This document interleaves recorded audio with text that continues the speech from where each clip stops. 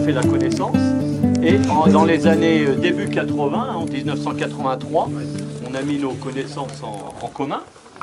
Denis étant natif d'ici, connaissait l'histoire du terrain d'aviation de Pau. Voilà. Donc dans les années 80, on décide de rechercher un peu plus avant l'histoire de ce terrain d'aviation.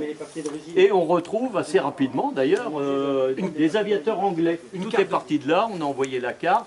Et il parlait très bien le français et il nous a expliqué dans chaque point du village où logeaient les Anglais, ce qu'ils faisaient, l'atelier, l'infirmerie, tout ça. Hein. Et c'est ça qui nous a incité à continuer en aiguille. On a retrouvé une trentaine d'aviateurs anglais, on a retrouvé les Allemands qui les avaient bombardés le 11 mai 40, des Américains parce que un s'était marié avec une fille du village à la Libération. Et c'est là que je fais la relation avec votre Assemblée Générale, parce que vous êtes tellement prolifique en revues, en livres. Nous, au départ, il y avait eu l'idée de faire un livre. C'était l'idée première. Seulement, on s'y est pris trop tard. Et après, il fallait remettre tous les documents dans l'ordre, les témoignages, toutes les lettres.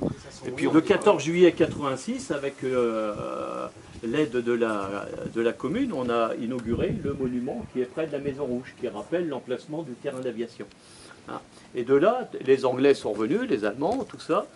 Et comme ils revenaient régulièrement et qu'à chaque fois ils nous apportaient des documents, des photos, des pièces d'uniforme, des médailles, on a refait une deuxième salle et puis une troisième.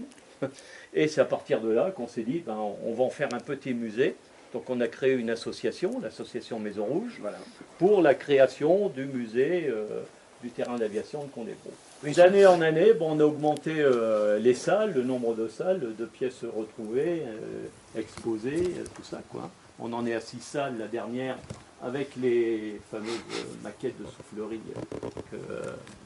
de Max Holz, hein, en souvenir, voilà, de Max Holz qui a implanté ses usines dans les années 50 à Reims, en plein Reims. Ils sont devenus par la suite Reims Aviation, Novae, etc. On connaît l'histoire. Donc c'est grâce à lui qu'il y a une petite industrie aéronautique ici, en Champagne, qui perdure. Ouais. Donc ça fait partie de l'ensemble. Que Lagrange, elle, retrace toute l'histoire du terrain d'aviation et des opérations aériennes 39-45 dans la région.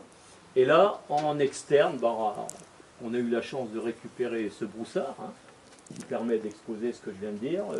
Une cabine de Jaguar a terminé sa carrière. Alors il a une particularité celui-là, vous m'aviez dit. Il a une particularité, oui, c'est parce que c'est cet avion-là, le numéro A17, il y a toute l'histoire là, qui en 1974 a largué la bombe atomique tactique. Avec le commandant Gauthier aux commandes. Il y a 3 pilotes français qui ont largué une arme atomique. Mirage 4 de Roca. Il y a eu Gauthier sur Jaguar et il y a eu le général Coppel sur Mirage 3. Donc vous voyez, au départ, par l'histoire du terrain de Gros, 39-45, on en arrive aux années d'après-guerre, et puis les années 70. Et là, on a un petit point quand même sur les années d'avant-guerre avec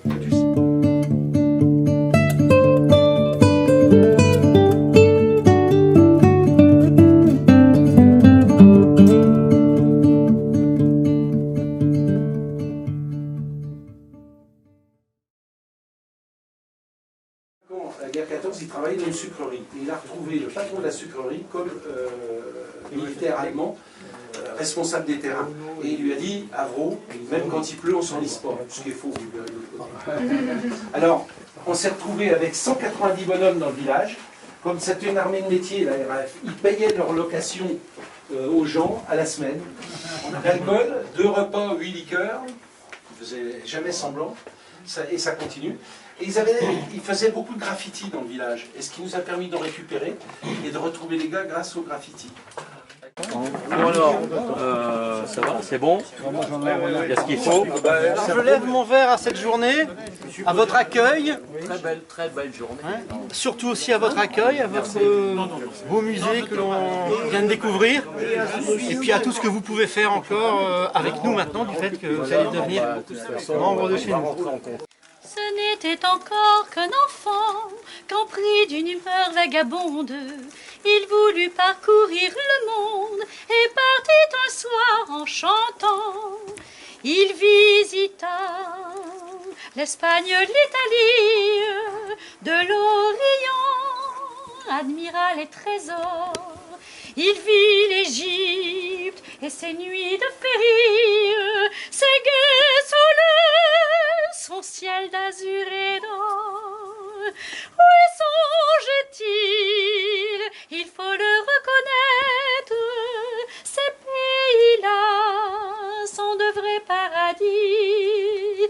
Mais rien ne vaut le ciel qui m'a vu naître.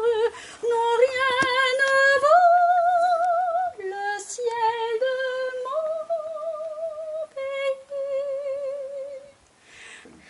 Up to mighty London came an Irishman a day, as a street of where we got a shredder where we gay, singing songs of Piccadilly, swans a lesser square, till Paddy got exciting that he shouted to them there.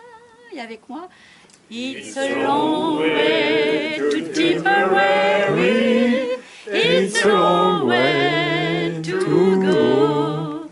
It's a long way to Tipperary, to the sweetest girl I know. Goodbye, Piccadilly, farewell, Leicester Square. It's a long, long way to Tipperary, but my heart right there. Amour sacré de la patrie, conduit, soutient nos braves vengeurs.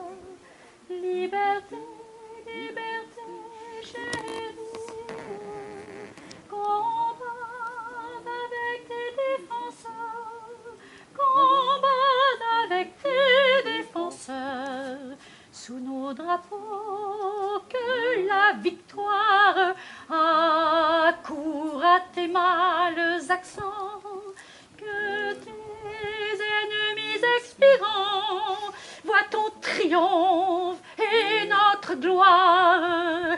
Aux hommes citoyens, formez vos bataillons, marchons, marchons, car